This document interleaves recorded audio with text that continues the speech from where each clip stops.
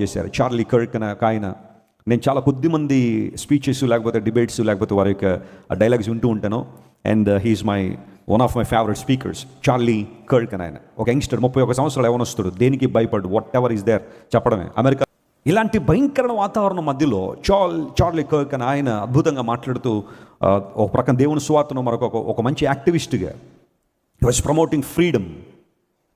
ఇవన్నీ ప్రమోట్ చేస్తుంటే నిన్న ఒక యూటాలో ఒక యూనివర్సిటీలో ఆ స్టూడెంట్స్ అందరితో ఎంగేజ్ అవుతుంటే ఎక్కడి నుంచి వచ్చిందో బుల్లెట్ వచ్చి కరెక్ట్గా ఆ నెక్లో దిగిపోయింది. వెంటనే బ్లీడ్ అయిపోయాడు, చనిపోయాడు. 2 రోజులు నాకు మనసు బాలే.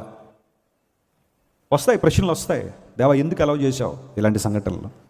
Such a wonderful resource, such a wonderful man of God, why did you allow this? Blessy Wesley గారు నేను మాట్లాడుకుంటా ఉంటే okay, he's in a safe place. ప్రభు దగ్గరికి అయితే ఆయన వెళ్ళిపోయాడు. అతని స్ఫూర్తిగా అనేక మంది అలాంటి ధైర్యాన్ని పొందుకుని ప్రభు సువార్త ప్రకటించేవారు లేచుదురుగాక. హల్లెలూయా. కొన్నిసార్లు దేవుడు ఇలాంటి సంఘటనలను ఒక అద్భుతమైన మలుపును తిప్పడానికి దేనికో దేవుడు వాడుకుంటాడు. ఆ సహోదరి మరియు చిన్నపిల్లలకి ఆదరణ కోసం మనం ప్రార్థన చేద్దాం. But still we have to pray for the peace of this world. We are living in very unsafe world.